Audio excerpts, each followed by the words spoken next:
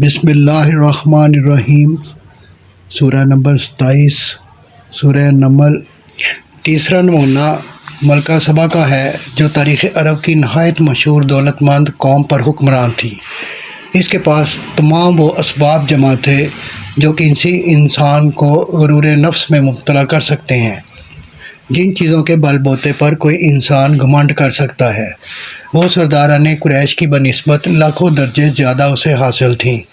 پھر وہ ایک مشرک قوم سے تعلق رکھتی تھیں، تقلید آبائی کی بنا پر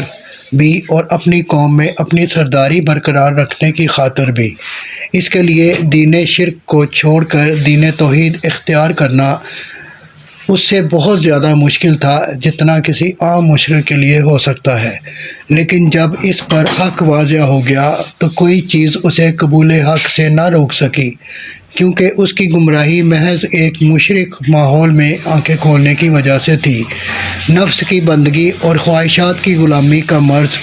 اس پر مسلط نہ تھا، خدا کے حضور جواب دہی کے احساس سے اس کا ضمیر فارغ نہ تھا۔ دوسرے خطبے میں سب سے پہلے کائنات کے چند نمایاں ترین مشہور حقائق کی طرف اشارہ کر کے کفار مکہ سے پے در پے سوال کیا گیا ہے کہ بتاؤ، یہ حقائق اس شرک کی شہادت دے رہے ہیں جس میں تم مبتلا ہو، یا اس توحید پر گواہ ہیں جس کی دعوت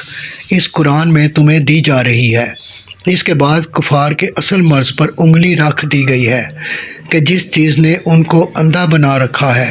جس کی وجہ سے وہ سب کچھ دیکھ کر بھی کچھ نہیں دیکھتے اور سب کچھ سن کر بھی کچھ نہیں سنتے، وہ دراصل آخرت کا انکار ہے۔ اسی چیز نے ان کے لیے زندگی کے کسی مسئلے میں کوئی بھی سنجیدگی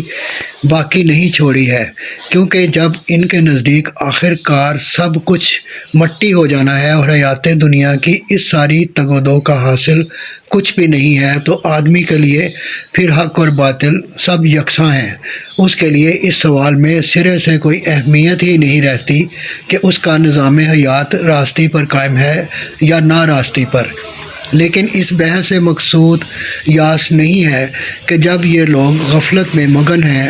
تو انہیں دعوت دینا بیکار ہے، بلکہ دراصل اس سے مقصود سونے والوں کو جھنجھوڑ کر جگانا ہے۔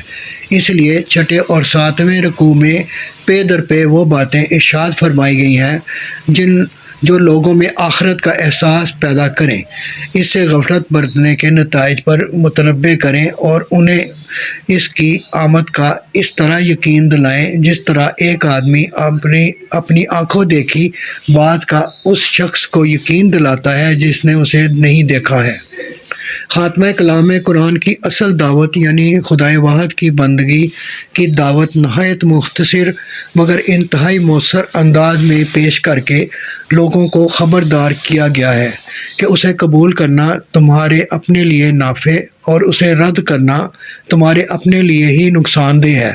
اسے ماننے کے لیے اگر خدا کی وہ نشانیاں دیکھنے کا انتظار کرو گے جن کے سامنے آ جانے کے بعد ماننے بغیر چارہ نہ رہے گا، تو یاد رکھو کہ وہ فیصلے کا وقت ہوگا، اس وقت ماننے سے کچھ حاصل نہ ہوگا۔